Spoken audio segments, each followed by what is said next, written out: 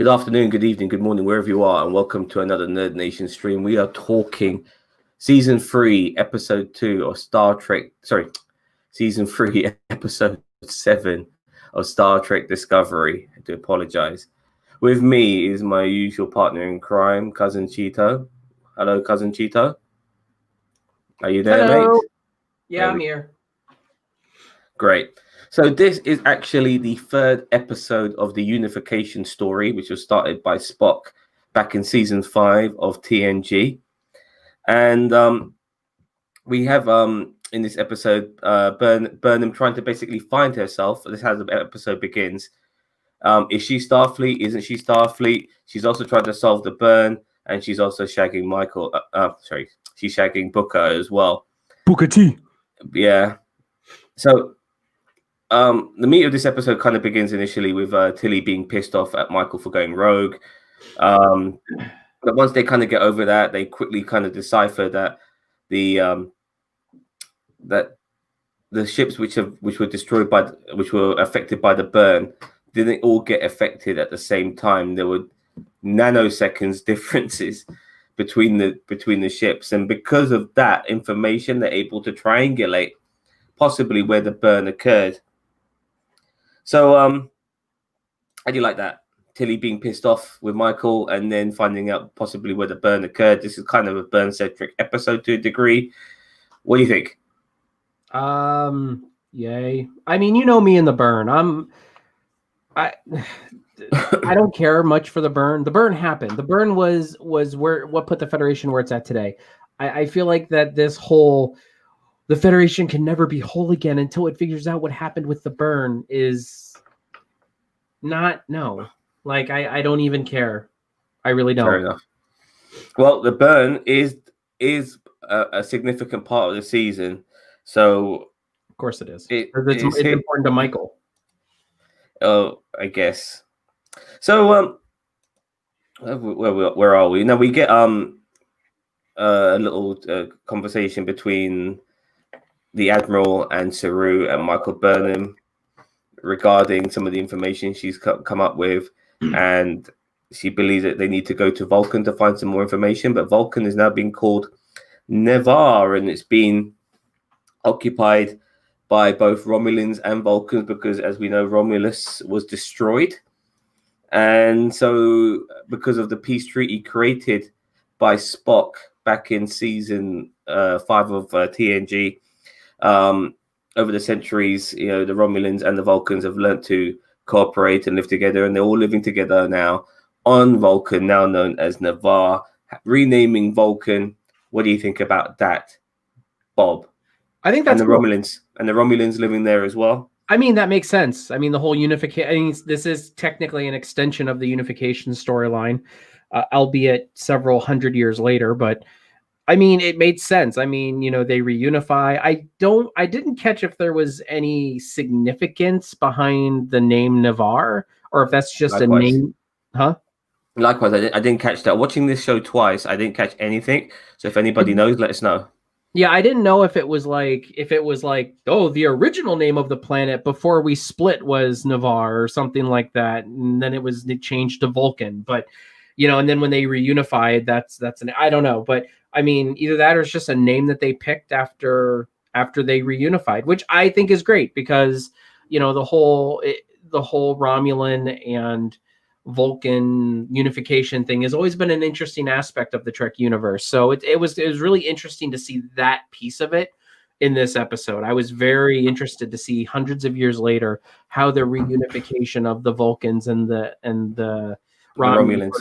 But it's really funny because, I mean, you look at it and it's like, and I might, a little bit of a tangent, but still on topic, is, you look at where the Romulans and the Vulcans were in Picard, where, Romulus has been destroyed and Spock is gone and the Romulans, and then you look where they're at now, where it's like the Romulans have gone from being a part of a major interstellar empire, and now they're just with the Vulcan, like they're kind of refugees, mate. Yeah, they're cohabitating with the Vulcans, and it's really interesting to see, how the mighty have fallen, and I mean, from TNG era all the way up through to this point. So I don't know, Well, it's very interesting to watch. I'd be interested to hear more about what happened between Next Gen, Picard, and then now Discovery.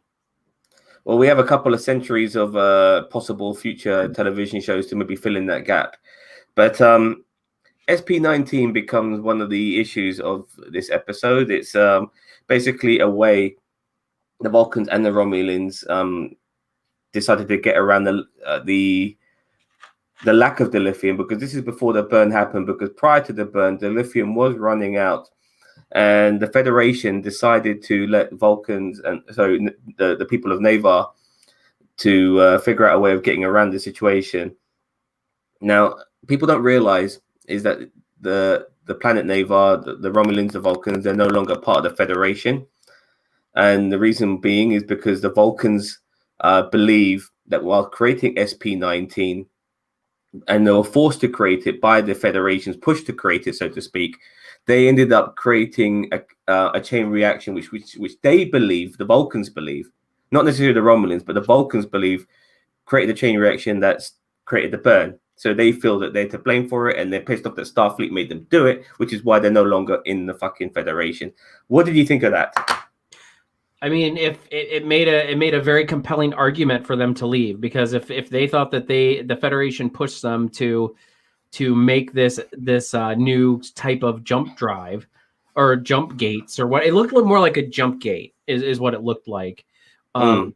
But I mean, it's a compelling reason for them to leave the Federation if the Federation was pressuring them to make the alternative travel source. Yeah, alternative travel. I would love to see a timeline as to like when certain races left the Federation. Like, when did Earth leave? When did Vulcan leave? What races? Like, what 38 planets? Even is it planets or species? 38 planets. 38 yeah, planets. So it could be various species on that planet as well, on those planets. But yeah, I'm not sure if they're anything like the Zindi or anything like that. But I would love to see the 38 races that are still a part of the Federation, because currently we know the Andorians aren't. We know the Andorians aren't. We know the Vulcans aren't. Well, obviously the Romulans. It's surprisingly, and I don't know if you were going to get to this, but the Romulans wanted to stay in the Federation. I was going to get to all of that. Okay. Go ahead. No, because what was really interesting is how things have switched in the recent years regarding Romulans and Vulcans. Romulans seem to be a lot more, well, barring the Kelvin universe, Romulans seem to be a lot more approachable to a degree. And whilst the Vulcans seem to be a little bit more pushing back, the Vulcans, being the logical people that they are, they've got no time for emotion.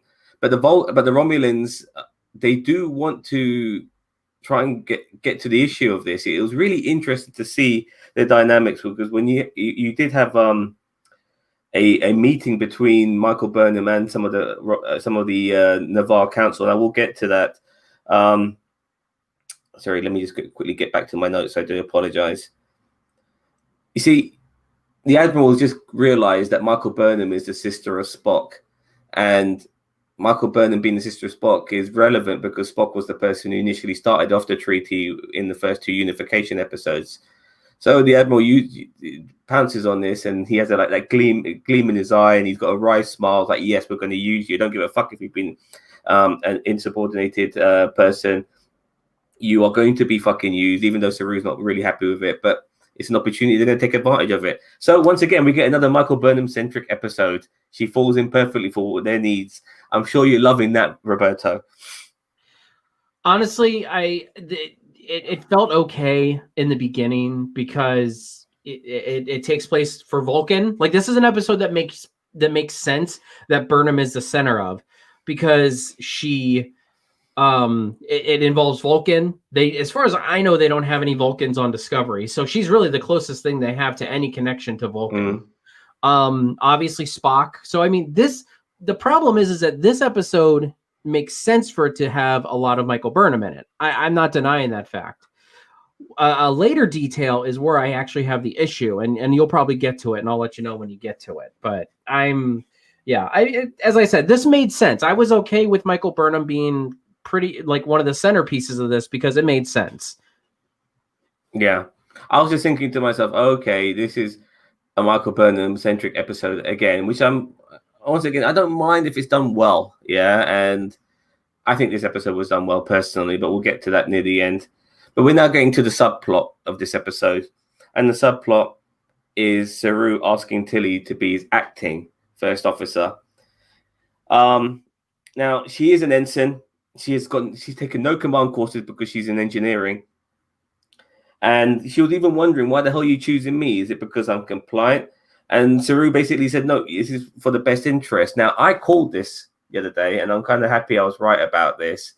And she ticks a lot of the boxes as far as Saru's concerned. And I've never been someone to judge Saru's captaining ability in various ways. And I do believe he feels like he's picking the right person. Whether she's leadership material or not is another thing. I do believe she'll make mistakes as a first officer, and that will be highlighted, and we'll see her learning from that. But what did you think? I was right. She's asking her to be the first officer. He's asking her to be the first officer. How did you feel about that? Oh, I was so sad that you were right. I mean, I like Tilly. I really do. Being even an interim first officer makes no sense. I mean, she's an ensign. Yeah, she might check off all the boxes, but she even said it herself. She does not have the experience of the majority of the crew. Anyone would be a more suitable pick than Tilly. I like Tilly. I like her character. I have no issues about her. But this is a Kelvin timeline Captain Kirk issue right here, where it's like they just gave Kirk the Enterprise in the Kelvin time, even though he just graduated Starfleet Academy. Yeah. It made no sense, and this makes no sense. As I said, and she brings up a lot of the points that I brought up last week. She's an ensign. She has not that much experience. I get it that Saru likes her, but he has to acknowledge the fact that she does not have the experience that it takes to be a first officer, because she is correct. It is not, because Stanitz and her were talking, and Stanitz is like, I'm going to get to that. Okay. But her and Stanitz even say it's, he's like, you wouldn't outrank me, but you would outposition me, like, because technically I wanted to mention that. I mean, his face, we'll talk about it now because it's not. Yeah, go on into it. Yeah, because she said to him, technically, I don't outrank you, I outposition you, or vice versa, and he just gave this look like, what the fuck are you talking about? I loved it. And you're going to be in charge of me? Yeah, he's like, you're going to be my supervisor? Yeah, so that was pretty cool. I'm really warming to Stamets. I am too. Stamets is really warming up to me this season. I didn't like him. I hated him the first season. Second season, he was getting better. And this season, he's just... I think they're kind of swinging the pendulum the opposite way. They're kind of making him a little too nice. But, I mean, we'll see what happens. I don't know. Too understandable. Yeah. Yeah. Yeah. So we get to see Stamets now use the new spore drive. He's putting his fingers in the goo and he's liking it. Ooh, this is pretty cool. And he hands bends. And then, boom, we get the spore drive and they end up at Navarre. Now, we get a quick introduction of the president of Vulcan, or whoever this lady is. She is a Vulcan herself, not a Romulan or a Romulan Vulcan. She's 100% Vulcan, and she knows that they're looking for the ESP-19 data, and she doesn't want to fucking give it to them. She tells them, "Look, if you fucking keep pressuring us on doing for asking for this shit, we're going to basically start getting involved in your spore drive data." So Michael then pulls out her trump card by basically mentioning some ancient Vulcan ritual, which I do apologize, the name of it has escaped me. Do you remember the name of it, Bob? Oh, it's the Kotmalaters. Hold on, I had it here. Mm-hmm. I had it pulled up. I was looking for the Kowat Malat. Oh my god, that sounds terrible. The tell it like it is Romulan sect. Now,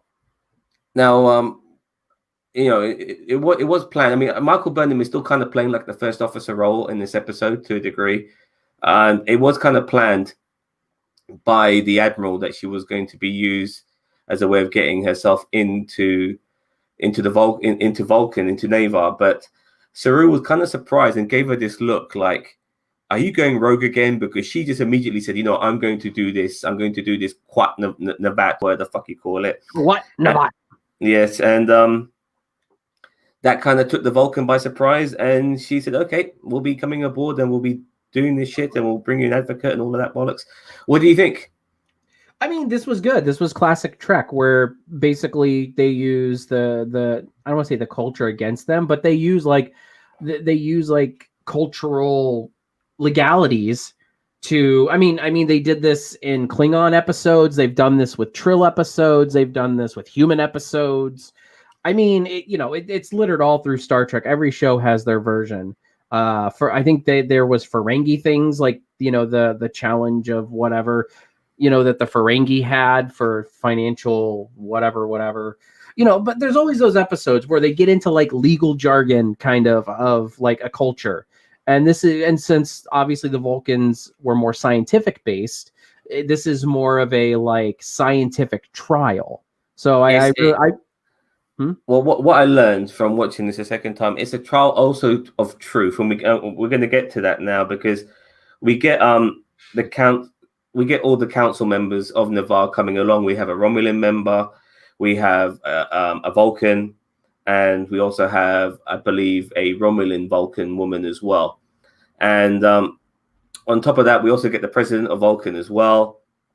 And she's not really happy. She's kind of had her hand forced, and that's why she's doing this thing. But she's also given Michael an advocate, somebody who will be standing by her, who will help her and all that sort of stuff. And that person happens to be Michael's mom. So she's back now. That little thing has been explained. I'm going to get to more of this and then we can talk about it. Now, okay. Michael's mom is basically trying to explain. And by the way, Michael's mom is one of those ninja Romulan nuns, which we saw in Picard. Did you recognize that? Mm-hmm. Yeah. She is part of that tribe. And she's basically trying to explain to Michael, listen, your tunnel vision is going to fucking make us lose this. Yeah.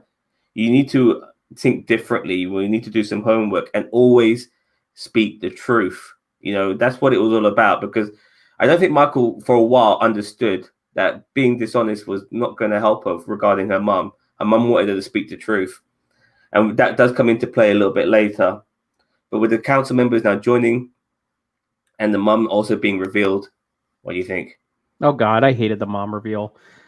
It's like, okay, so I was okay with Michael, this being a Michael episode, because obviously the Romulan and everything like that.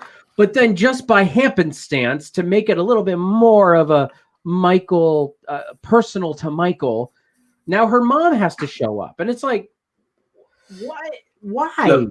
The mom had to be resolved. She wound up on Vulcan?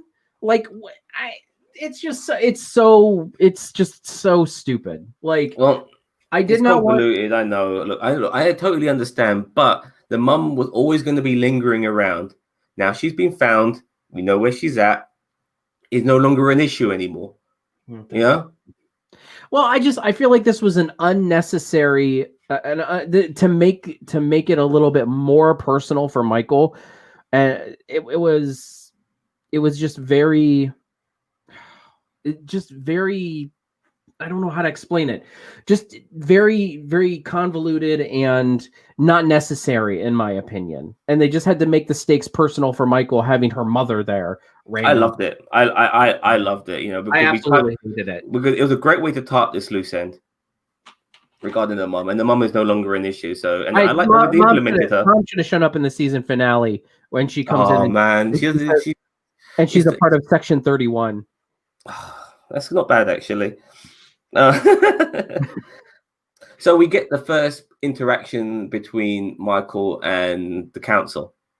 Now, this Vulcan, who stands in of the three of them, he's not having anything, from Michael. He doesn't want to fucking know shit from her. It's that typical Vulcan arrogance you've seen over the years. Like, I know fucking better than you. You're getting emotional. You're bringing up your brother. To trigger an emotional response when it's totally illogical. But the Romulan seems to be the one who wants to play ball here, whilst I'm just going to call her the mixed race one. She is also willing to play ball, but she's a lot more skeptical. She's worried. I wonder since she's a Romulan Vulcan mix, I wonder if we should call her Navarin. Ooh. I don't care if you want to. I'm sure it's going to piss off somebody. Nevertheless, she doesn't mind playing ball, but she's just worried that they don't have the best interest in heart for their society. And sorry, I apologize. And this was initially like the initial setup. There was no consensus between Michael and these three initially. The first time around, they were communicating, but Michael was just basically explaining to them about the burn, the origins of the burn. The Vulcan there was basically saying that we caused the burn, we understand the burn, we did it, and we want nothing to do with Starfleet. Whilst the Romulan believes that if we didn't cause the burn, then this needs to be studied. And once again, as I said earlier, the mixed race one was skeptical if they had their best interest in heart. So what do you think of all of that? I thought it was good because it shows that Vulcan stubbornness, because even though Vulcans are not emotional, they're very stubborn. Very, very stubborn. I mean, you've seen it in Enterprise. Oh man, they're emotional in ways that hides their emotion. Like they're arrogant. They're arrogant as fuck. They are beyond arrogant. I feel like the Vulcan part of this council was just like he didn't want to know because he just didn't want to rock the boat in their society and everything like that. But it's just like he also probably just didn't want to be wrong. And they hide that very well. But I mean, in the Romulan was more like, no, we need to look into this. I feel like some days that like Romulans were are more dedicated to the scientific method than even the Vulcans are. The Vulcans are just like, if it ain't broke, don't fix it sometimes. So I think that this discourse between these three council members was actually pretty legitimate, because if there's one thing that we know about the Romulans is that they don't trust anything. I mean, that's just ingrained in them, that they just don't trust anything, even the truth that they've been told their whole lives. So for something to come to them and say, well, there's this evidence we have here, and they even said that it was legitimate evidence. It just was like very little evidence, but it was still evidence nonetheless. And I feel like a Romulan would be the first one to question that rather than a Vulcan. I see where you're coming from. I also believe that the fact that these Romulans are not, their culture has changed because of they're no longer on their planet. They've been humbled to a degree, and they've had to trust to a degree other people from another world to take them in. And that could change your perspective and can change your cultural perspective in many ways. And they were the ones who wanted to stay in the Federation, not the Vulcans. I mean, the Vulcans pretty much helped create the Federation, and they wanted to, and they're the ones to leave it. So it's fascinating seeing all of this. So we go now to round 2, and let me just quickly look at my notes here. Now, Michael's basically trying to appeal to the council. She, after having a little chat with her mum, she's realized that maybe she needs to be a little bit more vulnerable, a little bit more honest. But her mum is not convinced with Michael. She has to fucking open up. And she's basically telling the council, look, my daughter's not being straight with you. And this really caught Michael off guard. Michael wasn't expecting this from her mum. He was expecting her mum to back her up, and her mum's throwing her under the bus, her own fucking lawyer, so to speak. But then this additional vulnerability makes Michael left with only the truth and nothing but the truth to explain to Starfleet about the flaws, who they are as people. They've done all these things, regardless when it comes to their intentions. I think they always try to do what's best for everyone, regardless of the approaches that they've taken. It's never been self-centered. It's for the greater good, and she brought that up. And I actually don't believe so. I feel like it's been Michael's personal mission to figure out the burn. I think that's why she wasn't just talking about herself. She was talking about Starfleet in general, because she's representing the whole of the but she's Federation. She's representing a Starfleet and a Federation that she doesn't know very well. I mean, here's the thing: is that if she was going to be honest, then she would have Burnham or her mother would have came out and said, "Look, she's doing this because she wants the truth." I mean, if it helps everybody along the way, that's fine. But I mean, I feel like that whole exchange was just like Michael Burnham's greatest hits. No, there's more to this. This was genius. This was absolutely genius because she It's realized. been too genius for me because No, I didn't. I loved all of this, yeah, because even when she's like fighting back and she's doing well, she then gets thrown another hurdle, regarding her intentions, and she then basically said to them, "Look, we even if you don't trust us, we trust you. We want to help in any way possible. So you don't have to give us the SP-19 data. We'll give you whatever information we want to give you." And she withdraws her request because she's being Starfleet now. Fine, we will make you trust us, and we will help you as much as we can, regardless of how you feel about us. And by withdrawing her request and saying that's how it's going to be, she left an impression, a really good impression, and that was the genius of it. I thought it was fucking genius. I loved every minute of it. I loved how it was kind of like reverse psychology, and I'm surprised they didn't pick up on that, and they could have gone further with that. But she just left it as that and walked out. I'm withdrawing, I'm going, but I will always help you, even if you don't help us. Fucking loved it. Why don't you like it, Roberto? I want to make a quick correction really quick. I said earlier that the trial thing was the Kawat Malat, but that's actually the Romulan. That's actually the Romulan sect that you were That's talking great. about. Now, Yeah. if there's any nerds who ever watches who are absolutely mad at you and want to stalk you for the rest of your life regarding this shit, I hope they're now being satisfied that you've remedied this particular correction. I myself don't give a fuck, but thank you very much, Roberto. Yeah, no problem. I just hate giving out misinformation because I know people are screaming at their screens. I'm trying to find the name of it, whatever the trial is called, and I can't, or the whatever the tradition is, I can't find it. So whatever. So I mean, I've kind of said like about this whole. I mean, the trial was a great idea. It's like a trial by science, and trial by truth. I don't like. I mean, I didn't like the fact that Michael's mom was there. I didn't. It just didn't work for you. Fair enough. It did not work at all. And I feel like it's just because they had to make the personal stakes for Michael to be deeper. And and I mean, you're saying all the things that made it work for me. All the things that were negative about made it work for me because it was her mum. It made it deeper. I liked the arguments that they were making in this trial. As I said, the trial was a great piece of Star Trek. Like, it's almost like, combat by science. Like, they're standing there and they're basically like hacking and slashing each other with truth and science and data. And that's the good piece of Trek. That's what I enjoyed about this episode was a lot of that, and the Vulcans and then the Vulcan and the Romulan culture coming into it. We got a lot of information from this trial by science. That's what I'm going to call it. Sorry if I don't care what it's actually called. And it, and it was very Trek, and that was great. But as I said, the additional stakes put into it, just didn't work for me. It was manufactured tension.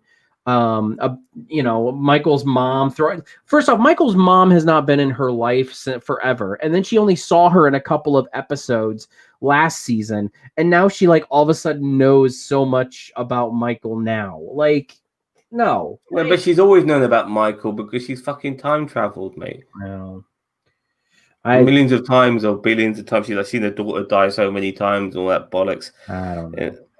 Anyway, Mum comes in to see Michael after the trial and gives her the SP-19 data.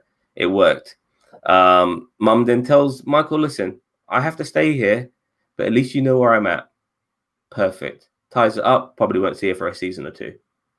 How you like that? I mean, it's fine. Like, at least that's one of those stupid plot threads that's not going to be sitting out there.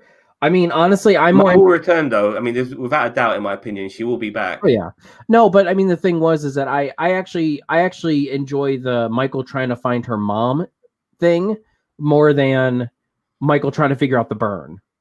Like, I feel like the burn is just.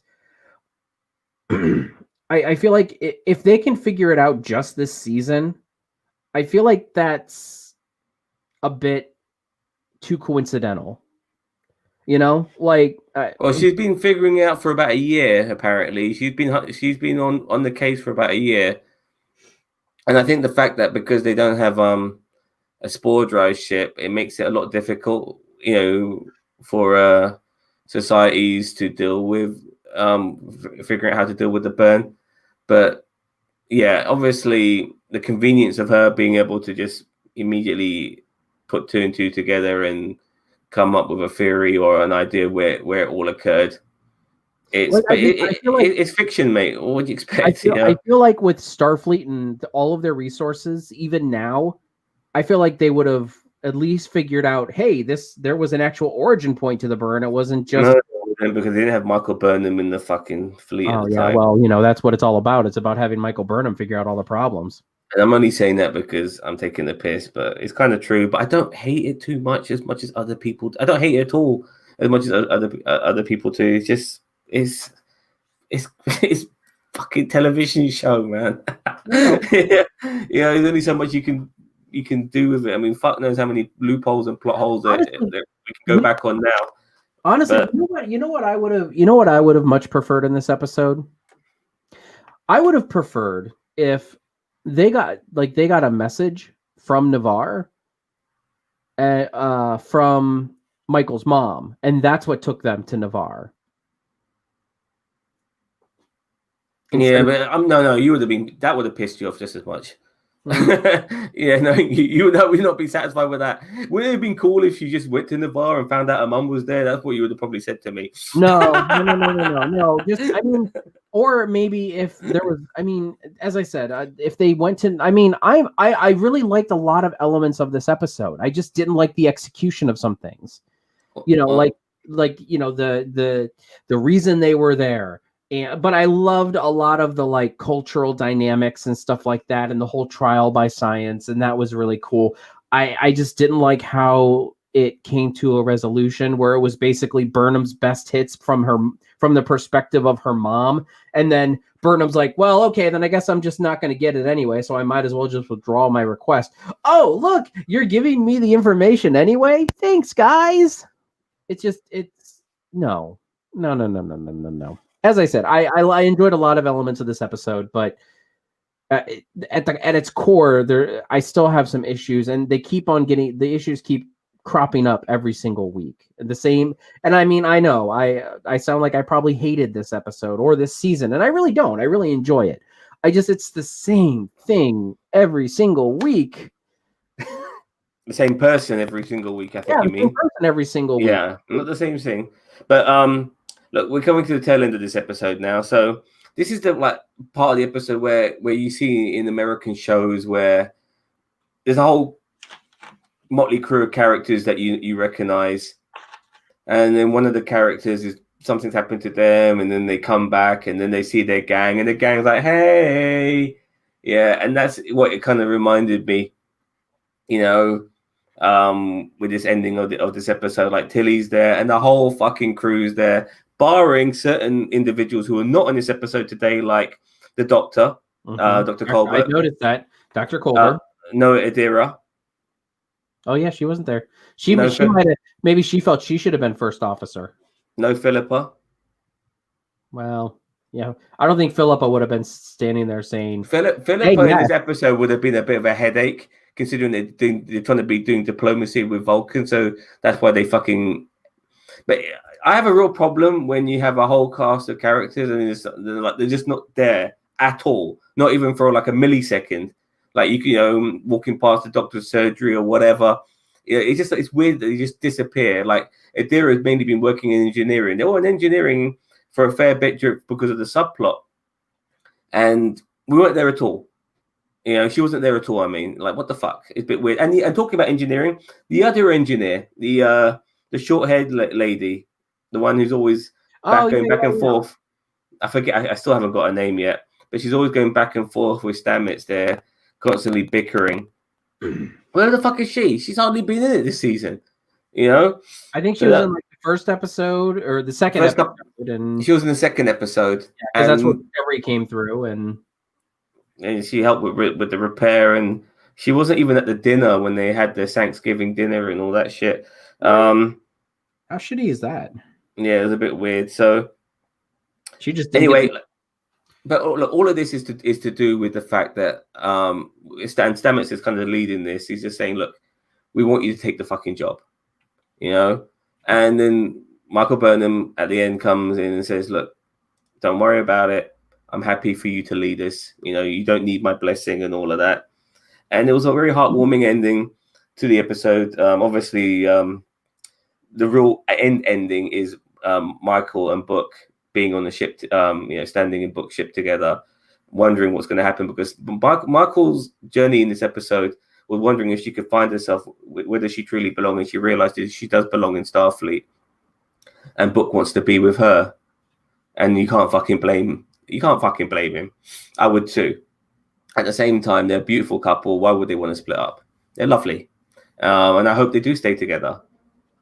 So we'll see if that will work out.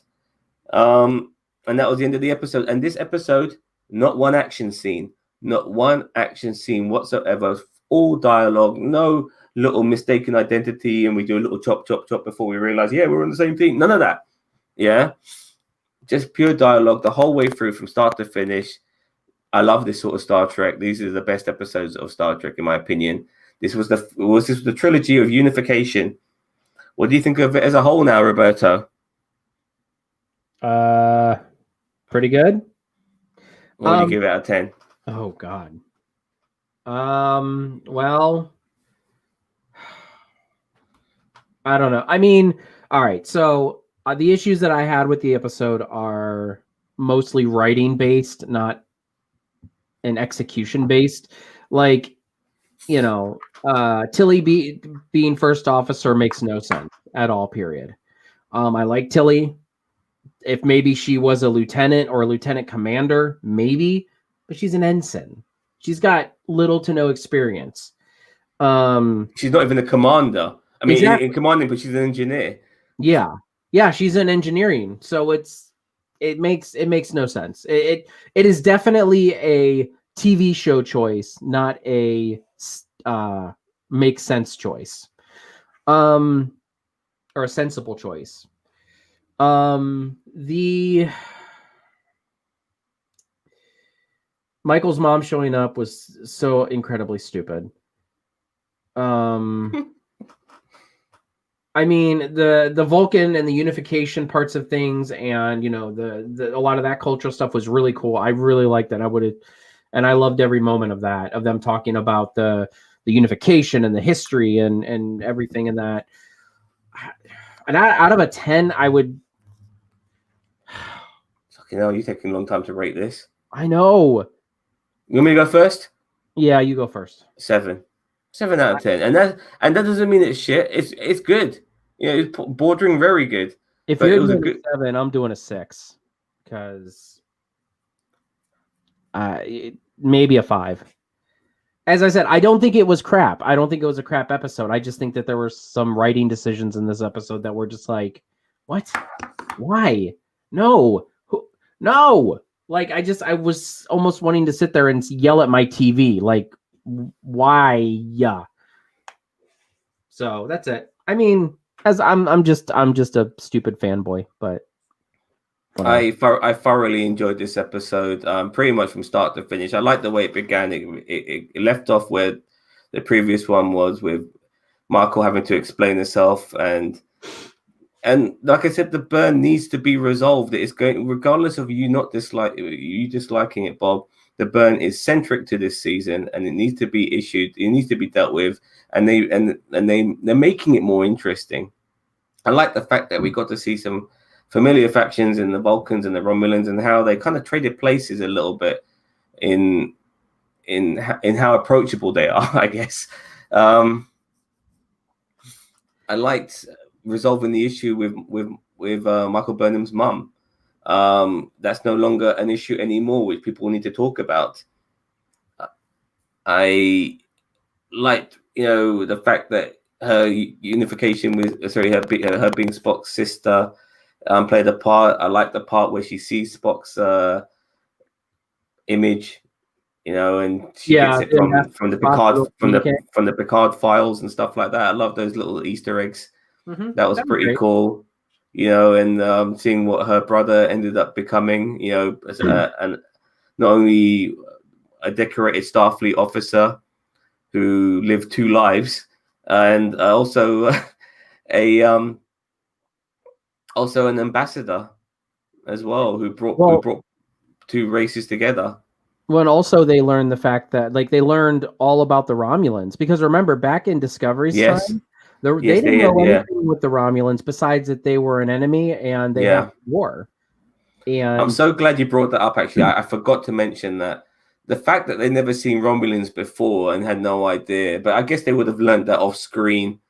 On their way over there, or before and stuff like that, they would have already known. It's like they wouldn't have been blind to the fact that but the Romulans have changed so much. I mean, they used to be a lot more greener for a start. I mean, their wardrobe is a lot more casualer now as well. It used to be fucking massive shoulder pads. Well, those are military uniforms, and their haircuts as well. They got much more like relaxed hairstyles. Yep. So I really did enjoy.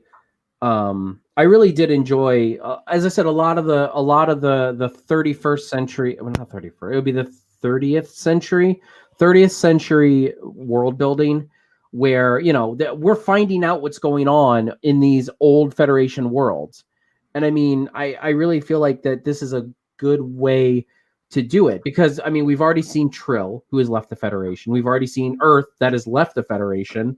We have already seen Vulcan, that has left the Federation. Obviously Andoria has left. We haven't seen it, but it's like, I like how we're going to these different worlds that were major milestones or major cornerstones of the Federation, and we're figuring out what happened and why they left, and and I'm hoping we're planting the seeds for maybe some of that to come back. But I mean, I feel like the burn is not, like, solving the burn is not going to do that. I feel like solving space travel might do that. Or the burn, yeah. I mean, solving the burn might, but maybe they're able to reverse the burn or some shit like that. But solving it means nothing if they're not going to get a new source of fuel. You can't solve the burn, because really, all the burn did was blow up all the dilithium on starships. So I mean, I think it was a one-time, and there is dilithium that's around, so it's not like all the dilithium was gone. It was, I mean, I wouldn't be surprised if it was an attack from or like an experiment from a species gone completely wrong. But I mean, it's not like, any dilithium that you put in a starship nowadays automatically explodes, that I can tell. I feel like the burn, it was just a one-time event that happened. And yeah, they're going to get to the bottom of it. They're going to figure out what happened and who caused it. And it's probably going to be some big twist of epic proportions. I don't think it's going to, I know some people have said, oh, the Borg caused the burn. And I'm like, I don't think the Borg caused the burn. Although that would be funny, because if you think about it, the Borg travel with transwarp, so they wouldn't have been affected. But but all the Federation and stuff did. So I would love for the fact if we can get the Borg in, we'll see what they look like in this particular timeline. Like I said, the burn before is what it is with this particular season. I would love to see a resolve to it. I do feel that somehow resolving it will they'll be able to reverse it. I do feel that's going to be one of the storylines of the season. Yeah, but as they said in this episode, that there was already a dilithium shortage before the burn. That's why they were trying to create this alternate space travel. So dilithium was rare before. Well, it was getting rare before, and now it's even more rare because of the burn. So okay, so what they could do, and we're trying to come up with logical solutions for fictional creations or problems. Yeah, logical solutions for fictional problems. That was the phrase, wasn't it? Yeah. So like I said, somehow by reversing the burn, they're able to create more dilithium because so and so with so and so mixes with so and so, puts it on so and so, and it's done. Bish bash bosh, dilithium for life. You say reverse the burn. I don't think the burn is like a ongoing thing. I think the burn was a thing that just took out most of the dilithium. Yeah, but they do a reverse effect, like they're not reverse the burn. I'm not saying it's ongoing, but they just they just do the burn, but they do it the other way, and that makes dilithium pop out of fucking everything. And then we go dilithium crystal. Here we go. We can pick one now. Now we can travel anywhere the fuck we want because dilithium grows everywhere. I don't agree with that, but okay. Look, I'm not 100% certain on this, but my theory of somehow being able to recreate dilithium by reversing what created the burn in the first place by doing it the other way around will help create dilithium. I really feel that will be the resolution to this season. And they might go back in time. I feel like I would love it if they could figure out. I would love it if they could figure out a alternative travel method like this. What was it again? SB19. SB19. I feel like if they could because keep in mind they thought SB19 caused the burn. Well, now it didn't. So maybe we can. Well, they're not sure. They haven't. But I also feel like it's kind of like a transwarp type thing where, I mean, they said that they can move instantaneously very far distances. So I feel like that, I think that this is going to be a step towards transwarp is what it's going to be. I also feel like we're going to get some sort of massive group fight near the end. Like you see the Discovery going around different places, making friends. And this is why I also thought this episode was genius, because even though it hasn't really been confirmed, it looks like the Vulcans and the Romulans might want to get back with Starfleet after giving them SP-19. Yeah, maybe. I mean, that's what I'm hoping. I'm hoping that they will mend ties with, you're probably right. Probably so a big fight at the end, Trill, Vulcans, Romulans, Earth, all of them, all coming along because probably what'll happen is somebody, the person maybe who caused the burn, will find out where Starfleet Academy is, or not Starfleet Academy, Starfleet headquarters, and then comes to destroy Starfleet once and for all. And then what happens is then while Starfleet is trying to fight off, Starfleet headquarters is trying to fight off whoever started or did the burn or whatever. Then all of a sudden, their backs are against the wall, and then all of a sudden out come Vulcan and Romulan ships, and then comes Earth Defense Force ships, and then Trill come in, and whatever else they fucking rescue. I mean, they helped out that salvage planet as well, and the planet in episode 2 as well a little bit. Maybe those guys come in. I can see all the people that they've helped. I really do feel that there's going to be a massive, return of favor by the influence Discovery has had over parts of the galaxy. And then at the end, all of the representatives that we've seen throughout, the lady on Trill, the president on Vulcan, the Earth Defense Force lady, all of them at the end of the season sit down at a table and start talking. And maybe they're not joining the Federation, but they're maybe we can form some kind of alliance and maybe start mending these old fences. Not fences. Building bridges. Yeah, building bridges back. Mending old fences. Let's build that wall. But yeah, I mean, I can see that being the end game for whatever, because what's his name? The cowboy needs to come back from episode 2. He's definitely making a return some way, somehow. The cowboy? He was the guy from the bar? Yeah. No, no, you don't let him off the hook. And if he doesn't even return this season, he will be back. You don't let him off the hook and him not to make a return. I guess either that or he'll show up as a bad guy again. You left me to die on the planet. He is a bad guy, without a doubt. I mean, the way you don't mean him showing up to help. You mean him showing up to... Of course. Of course, man. You know what I mean? He's the bad guy. I'm just saying he's there to be the chink in in their armor. This, the monkey wrench or whatever you guys say. We say spanner in the works, in the UK. So, stab in the dark. Who do you think? Do you think it was a person who created the burn or a race? I have no idea. I have no idea at all. It's still a mystery, and I think the next episode is going to be resolving certain things. And I think we saw a quick glimpse of one of the Orion leaders. Was the name something Sarah? I don't remember. Sarah or I something like saw that. Orion. So Orion, it looks like they're trying to resolve the issue regarding the burn. They're going to that planet, and I wonder if it was like the Andorians. Like, I wonder if this alliance between the Andorians and the Orions goes back even further.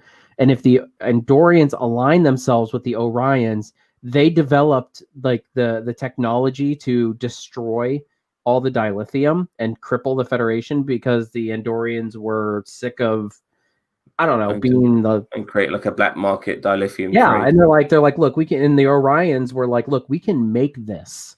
We can have this black market empire, but we have to get rid of the Federation and all these superpowers. And what if those two, like the Andorians and Orions, didn't come together after the burn? They were together before the burn, but still part of the Federation, but secretly working with the Orions to create this event that happens to basically cripple the Federation. That might. Yeah, I mean that's it. That's a good shot in the dark. I'll be honest with you. We'll see how. It's a good callback to the first episode too, because I mean, who did we see in the very first episode of this season? The what is it? The Emerald Chain or something? I can't remember. Something like that. Yeah, like it was the Andorians and the Orions that were, in the first episode, and I feel like that would be a callback. Before I forget, the Andorian who was in last week's episode, that's Tilly's real life husband. Really? Yeah. Nice. So yeah, that was pretty cool.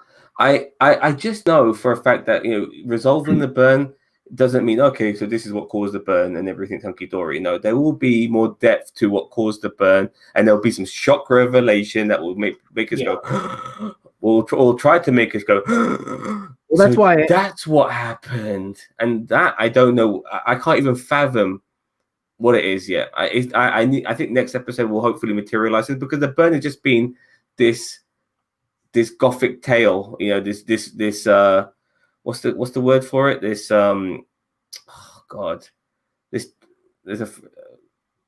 give me what do you guys say in America regarding tales? And myths and stuff like that. It's kind of like that now in space. Guys chase them. I mean, we chase tail, so I mean, fair enough. All right, so we got a comment. Caleb Richardson says, yeah, I wonder if SB-19 is based off of the transwarp beaming that Spock mentions in Star Trek 2009. Holy shit. Yes, I did hear one person actually mention that, Caleb, when I was watching some of the reviews, and even then it just vaguely sticks in my memory, so you're going to have to refresh my memory on this. I mean, I can see, but I mean, wasn't that something that was developed by Scotty back in, back way? Are we talking Kelvin here? I mean, that's what the Spock from the original timeline who ended up in the Kelvin universe, yeah? Yes. Yeah. And he briefly mentioned this shit. You see, it might have just been throwaway dialogue that I just didn't lock onto, so I had no idea it was relevant to this. So, well, and I mean, I think SB-19 would probably be more. I feel like it'd be more transwarp based rather than beaming based, but I mean, it might be. I don't know. Well, no, because I think he said, didn't they say and see, now I got to watch Star Trek 2009 again.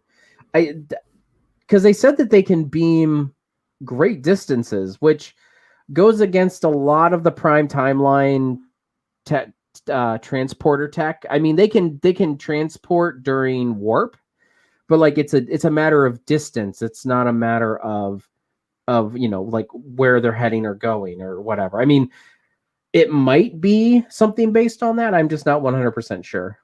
I can't even come up with a theory yet, fellas. I'm really sorry. I want to, but I need something to be a bit more materialized. I called it regarding Tilly being first officer because I could see the seeds of that being implemented, with the previous episodes, though, especially with the way Saru was always going to Tilly and looking to Tilly for advice or maybe just some sort of counsel. And so it made sense. But right now, regarding the burn, this was this was the first episode out of all the episodes this season, which was so centric on the burn itself. And even then, all we got from it was the Vulcans willing to share some of their information regarding SP-19. That's not even, which might not be anything to do with the fucking burn, but we'll find out, I guess, next week. I would much rather them find. I would much rather them find information on I would much rather them go into SP-19 research and talking about that, because I mean the big hook that's hanging over this season is, okay, yeah, you're trying to bring the Federation back together, and Discovery doesn't have a problem traveling around. How is the rest of the Federation going to travel around? They need some kind of mode of transportation outside of Dilithia. Their sector. Yeah, so I feel. I've always wondered, like, how things going at the moment. I just don't get it. I mean, how far can they go? I mean, what the fuck are they doing? I would love to see if they released, like, if CBS released like a map of like the sectors and stuff like that. Because here's the other thing: I really like the guy in episode 1 and 2. Yeah, or episode 1. When's he coming back? Yeah, like I missed that guy. Okay, hold on. Caleb responded. The Prime timeline gave the Kelvin timeline, Scotty, an equation that unlocks transwarp beaming. Oh, that's right. It's used heavily in Star Trek Into Darkness by Khan, beaming from Earth to Kronos. You know what? You're right, and you're right. I do remember that now. Sorry, I haven't. Oh, so basically, yeah, because man. because Khan beamed from Earth to Kronos, Earth to the Klingon homeworld. That is so freaking far away, and that's kind of, I think, one of the issues with this equation, like this beaming technology, because it's just like, how? Okay, so then how are they not beaming from, like, why do they have to transport diplomats from like Vulcan to like Trill or whatever? Why don't they just beam them, since they've got this super awesome beaming technology, transwarp beaming? God, this is so like fascinating. Excuse the pun. You know what I mean? Kind of open the can of worms, because I it's been a while since I've watched the Kelvin movie. We're mixing two timelines here in trying to make sense of what's going on in this episode. But Caleb is right. Yeah, I agree. I see where he's coming from. Prime Spock gave Kelvin Scotty the equation, so that means that Prime Scotty figured this out. So then why wasn't it in Trek, like normal Trek? I mean, Scotty was, and you figure it would have been in Voyager. So I mean, it would be nice if this is kind of what, and maybe they didn't use this technology a lot because it was very dangerous, to transport objects, huge. But then, as I said, it's like, you want to get medical supplies to the Romulan homeworld. Why just beam them from Earth to Romulus? There's a lot of problems that creep up with this technology that just don't make sense in the current timeline.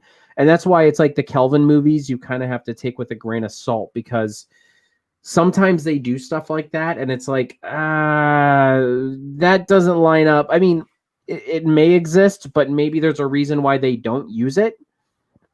I don't know.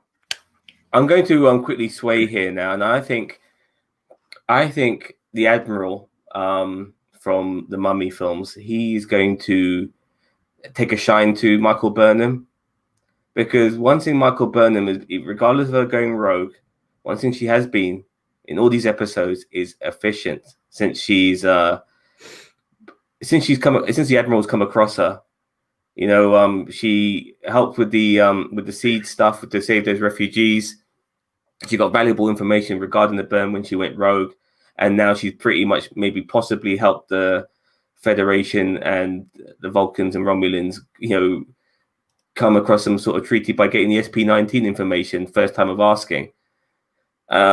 If the Admiral doesn't take advantage of what he has here in someone like Michael Burnham, I'll be very upset with the writing, because he seems to be a very conniving guy, and he will know talent when he sees it, and he will take advantage of it, in my opinion. What do you think?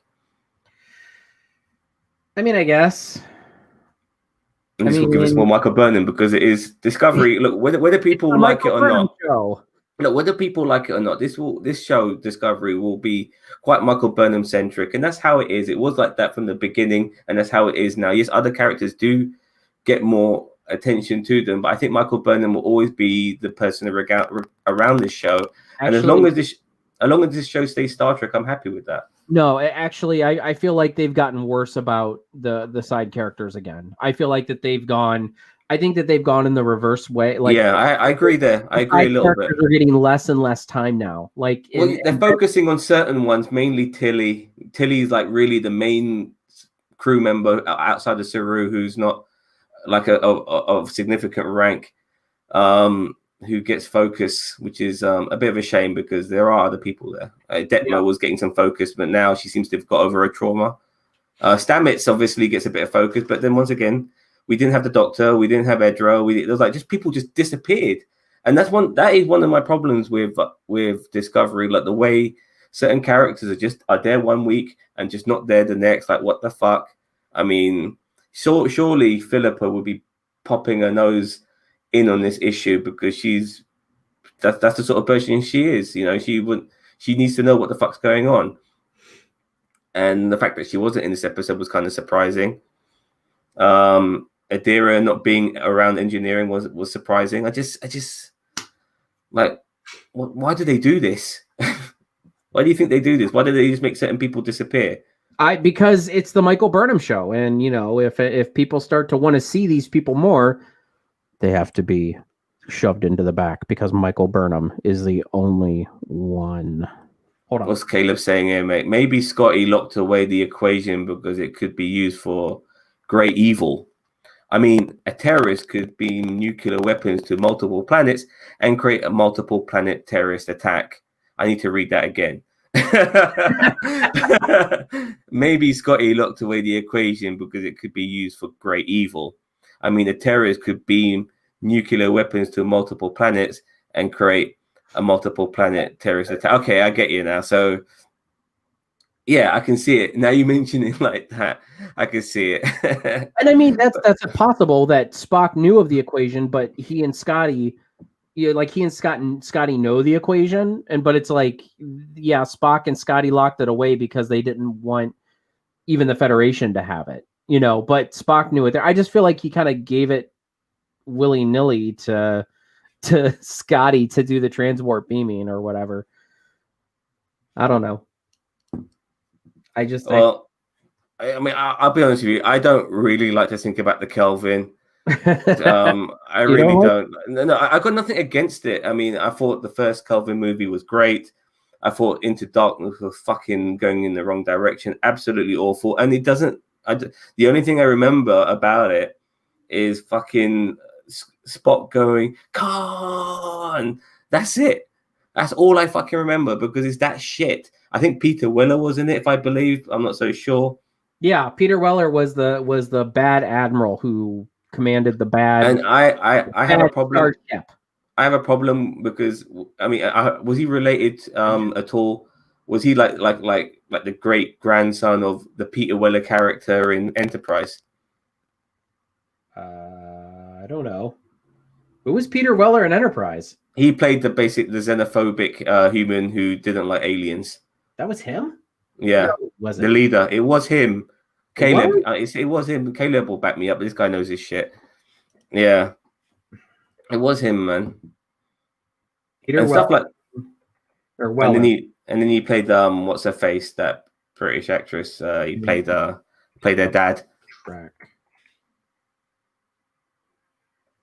Hold on, I'll figure this out.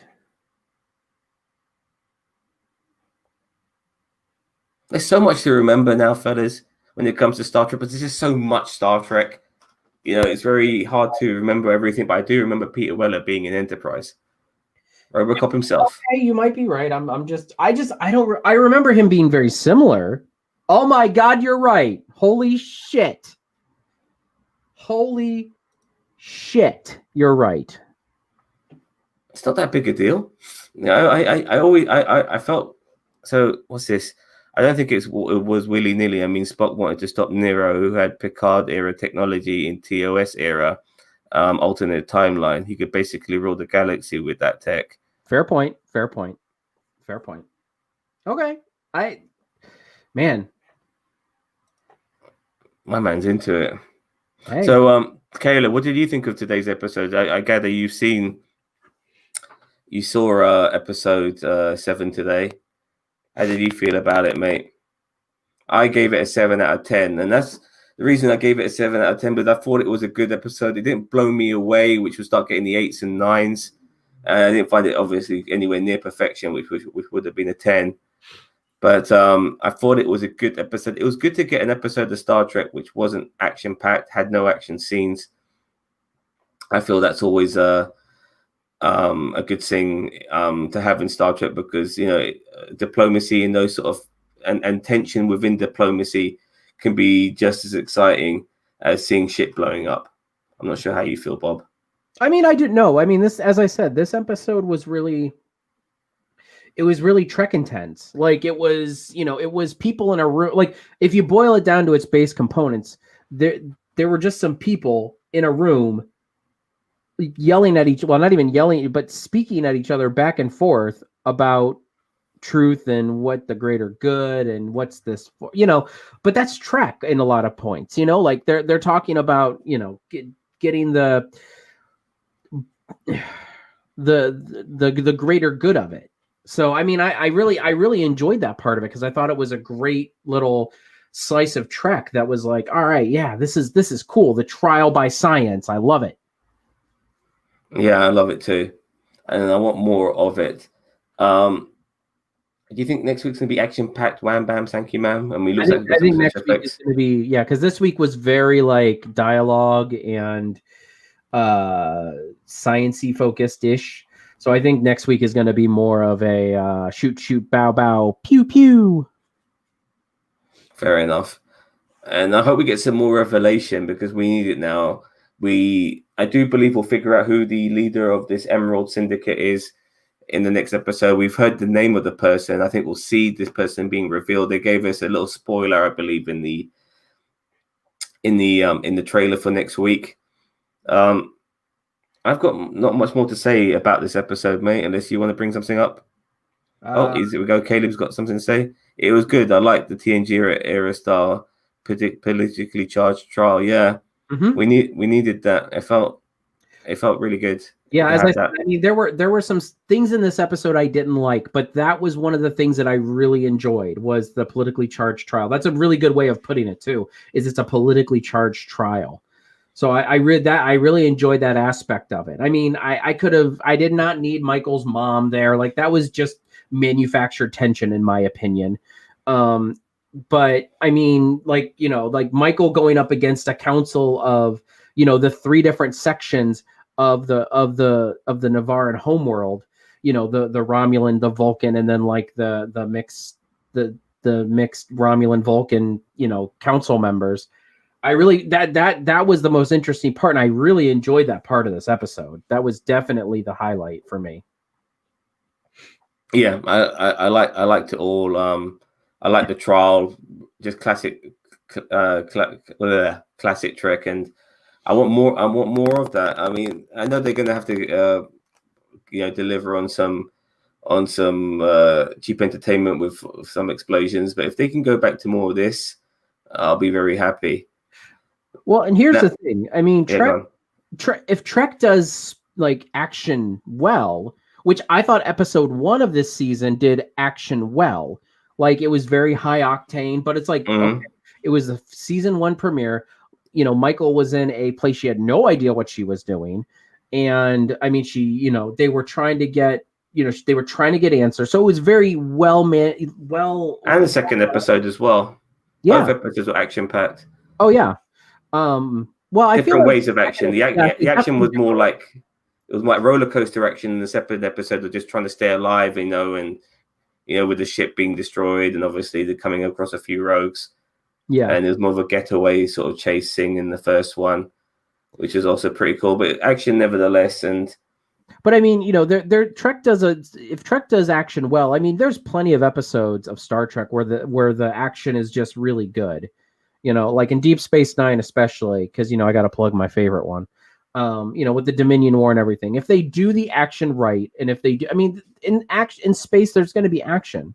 When you're dealing with other races, it's not all going to be hunky dory. Sometimes you got to talk with your guns. Caleb mentioned this, saying like the fact that they felt like they could continue the conversation. Not only continue conversation, they gave them SP-19. So as I said before, Discovery is basically leaving a very good mark. They basically caused a treaty between Earth and Titan. They show unification with the Trill and as with a human being, this the host of a symbiont. They've brought trust back with the Vulcans and the Romulans. This is fantastic. I mean, as well as rescuing slaves and stuff in the previous episode. And like I said, I do feel the Admiral is going to really make use of Michael Burnham. I think she's going to be their secret weapon. What do you think? I don't disagree with you on that fact. Okay, so what Caleb, did you see what Caleb was writing? He was saying, was it just me or was some romantic? Was it just me or was there some romantic tension between Saru and President at the end of the episode? No. The fact that they wanted to continue their conversation felt much like code for, hey, I'd like to see you again. I think it's I get you. I get what you're saying now. I get what you're saying too, but I think it's more we'd like to continue negotiations, maybe back into the Federation. I think Saru is, more like we can continue these now. If it were like today's age and they were being that way, I would probably say, yeah, he's trying to chase that tail. But I think he's more talking about trying to maybe work them back towards the Federation in the long run, is what I'm thinking. Well, just to go with what you wrote here, was there some romantic tension? I don't think so at all. And I hope not either, considering I don't think we'll be seeing that Vulcan lady for a while. The idea of possibly them having some sort of interlude I just don't think is right. I would like to see Saru focusing on being a captain and taking care of the ship. I would like also in the future now to see some more character development from some of the rest of the crew, because I'm forgetting names again. I would have thought I would have got a few names now, but maybe we might get that with Tilly being first officer. How do you think she'll perform? I think it'll be terrible because she doesn't know. I mean, from a writing standpoint, of course, if they write her to be a good first officer, she can be a good first officer. But I mean, as I said, my issue is not the fact that I don't like Tilly as first officer.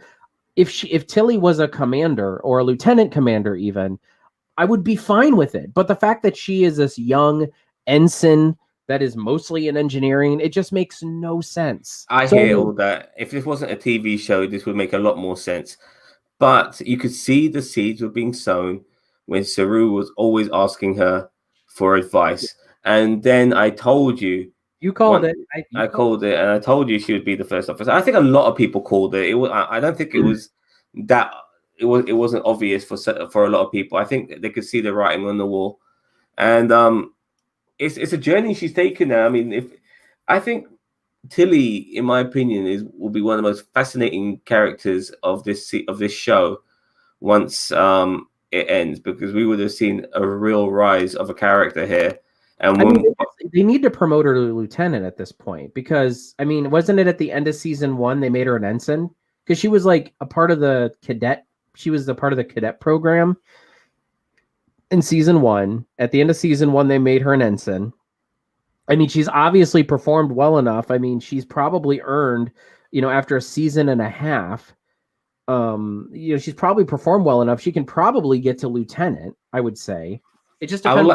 It'll be interesting to see her like giving orders. She's very good at thinking on her feet for herself. To think for us on her feet for others will be very interesting to see how she performs and where her focus lies. And also like how she handles, going on away missions and stuff like that, because she'll have to do that as first officer. Which, as I said, would be great. But and she's got Commander Bridge as well. Jesus Christ. And she's says that he thinks that Tilly deserves another promotion. And yes, I 100% agree. Well, she's got a promotion. She's acting first officer. Yeah, but she's still an ensign, for crimini's sake. Like, make her. Well, the funny thing is like Saru is saying, look, I'm making you acting, and that's basically saying, look, I'm gonna keep you around until I find someone who I believe will be able to take on the role. Personally, if he can't think of anybody on his crew, then I don't know who the fuck is he gonna find to take on the role, unless somebody he believes. He's got to find someone qualified for the position. I know that she's acting, but here's how this is going to go. See, like you called it, Zam, I'm going to try to call it here. What's going to happen is probably by the end of the season, she's going to be promoted to lieutenant, and he's going to keep her as first officer. I would almost put money on it. No, but the first officer is a double title. Like, you're first officer, but to be first officer, I believe is that you have to be a commander. I don't know if you have to be a command. No, because there was a first officer that was a lieutenant commander at one point, I think. So I'm pretty sure. Okay. I mean, yeah, fair enough. But it'll be interesting to see her how her journey goes. She needs to obviously she still suffers from a little bit of a lack of self-confidence. You can see it in her because she's wondering why the fuck me and stuff like that. She's worried. She's asking other people for advice and stuff like that. But I do believe that we'll see, the character arc from her, and I do believe she will change. And I very much like I said, I look forward to that journey. I can't wait to see how this season ends and how she ends up being. It'll be great. I do think she'll have a spine beyond belief. She'll no longer be timid. I think she'll take shit from nobody by the time this ends, and she'll probably be able to kick ass as well. What do you think? I mean, yeah, I think because if you remember her we know the actress can do it, because remember her when they were in the Mirror Universe in season 1, and she like kind of shocked everybody. So I mean, we know the actress can perform like that. So I really feel like by the end of this season, she's probably gonna catch her legs, catch her. I mean, she's an actress in the day. I expected to play an evil fucking villain if she had to. Yeah. So fair enough. Okay, so I feel like we've pretty much expanded as much as we can out of this and talked what we can out of this. Anything more you want to say, Roberto? Nope, I'm good. Okay. We're on YouTube, of course, as well as Facebook, as Discord. We're called Nerd Nation on all of those sites. But if you need to define us from other people with the same name as us, look at our logo on YouTube. Look at that logo, and you'll see that same logo on Discord. You'll see that same logo on Facebook. Please help join our community and help us create it. We're a small community of nerds, but we are trying to get bigger, and we love talking about shit like this, which is Star Trek. As well as tomorrow, we're going to be talking about Mandalorian, episode 5. Is this the episode that will get fucking Ahsoka? I fucking hope so. And if you are Star Wars fans, please join us for that, because it's going to be fun. We'll be on around about this time of day, I believe, maybe a bit earlier, maybe a little bit later. Really hard to schedule time. Being a cab driver myself, it's really hard to schedule times because I never know when I'm going to be home. But I will definitely be on tomorrow with my mate Roberto, as well as Ginger Greek. If you don't know who he is, he'll be joining us.